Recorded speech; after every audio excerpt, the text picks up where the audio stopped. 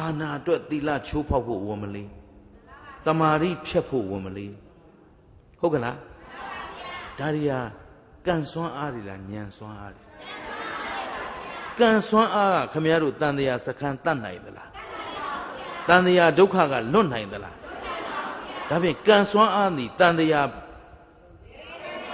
လေချောင်းကိုသာပေးတယ်လွတ်ချောင်းကိုအဲ့တော့အလွယ်ကလေးလိုက်နေကြတော့ခိုးစားဖို့လည်းဝန်မလေးဘူးကိုစီဝါရေးသမားတွေခိုးဖို့ဝက်ဖို့ဝန်မလေးတဲ့ပုဂ္ဂိုလ်တွေအများကြီးဟုတ်ကဲ့လားလိန်စားတဲ့ပုဂ္ဂိုလ်တွေရော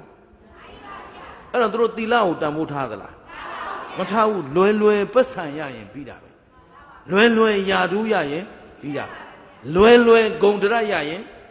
ဘောဓစိတ်တောင်ပတ်ဆံပေးယူတဲ့လူတွေတပုံကြီးကိုဗျဂုံရှိနေရင်ပြီးတာပဲဆိုပြီးလွယ်လွယ်လုပ်တယ်ရှင်းလားရဲ့အဲ့အလွယ်လိုက်တဲ့လူတွေရဲ့သွားရလမ်းသည်ဒေအိုးမှတပါသွားเสีย